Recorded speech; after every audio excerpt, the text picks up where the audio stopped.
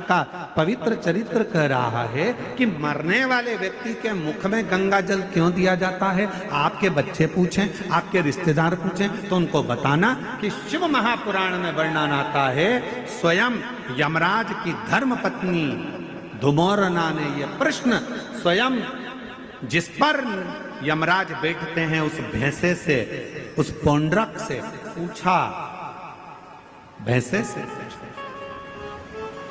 कि तू किसी को कष्ट देता है, किसी को नहीं देता।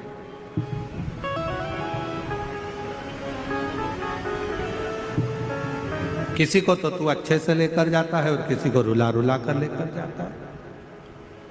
बात क्या?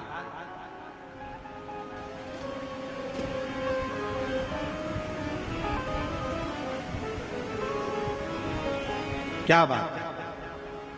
तो भैंसे ने कहा कि मैंने शिव जी ने, शंकर भगवान को मैंने वचन दिया, क्योंकि मेरे देवाधिदेव महादेव ने तो मुझे यमराज को दिया। आज अगर मैं यमराज के पास में हूं, यदि मैं यम के साथ में रह रहा हूं, तो इसमें शिव जी की कृपा है, मुझे शंकर भगवान ने करुणा कर दिया।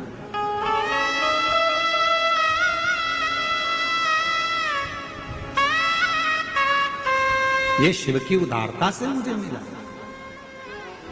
इसलिए हमारे सनातन धर्म में आज भी नियम है, ये गंगा का जो जल है वो भगवान शंकर का चढ़ा हुआ जल है, शिव के ऊपर से चढ़कर नीचे आ। कई लोग हमारा बहुत विरोध जब करते हैं तो विरोध में कह देते हैं कि शिव जी पे चढ़ा हुआ जल मत पियो। सीहोर वाले महाराज ने बताया पियो, और ये कहता है मत पियो। तो जो तुमसे कहे कि शंकर पर चढ़ा हुआ जल नहीं पीना चाहिए, तो उनको कहना कि फिर तुम मरते समय तू गंगा जल भी मत पीना, क्योंकि वो भी तो शंकर जी पे चढ़ा हुआ है। शिव जी के शीश पर आया तब तो नीचे आया।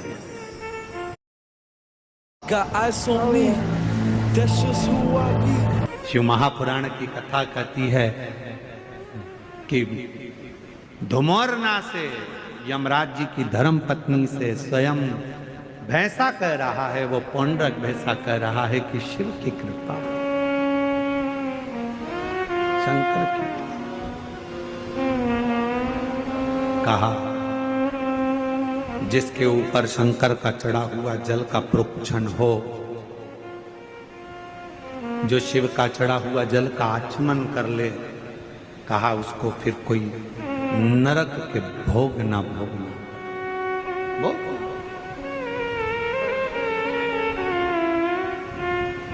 मुख में गंगा जल हो, ब्रज का बंसी बट हो।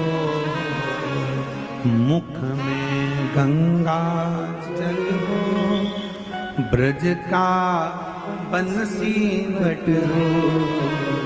मेरा काशी वाला निकट हो, जब प्राण तन से निकले।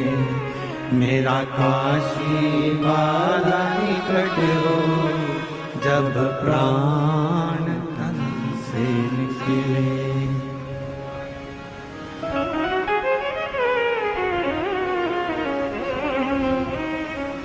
हे भोलेनाथ, हे भोलेनाथ, इतना तो करना भोले, जब प्राण तन से निकले।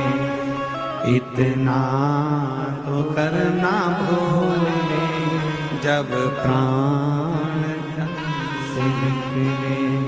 बाबा इतनी कृपा करना। हम हो सकता है प्राण छूटते समय हम काशी ना हो,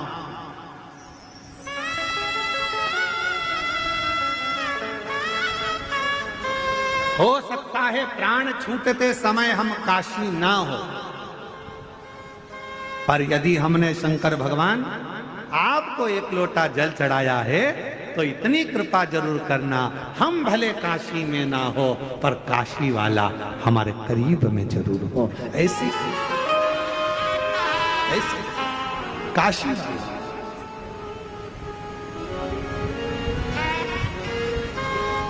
ये कृपा करना, ये करुणा करना, ये दया करना।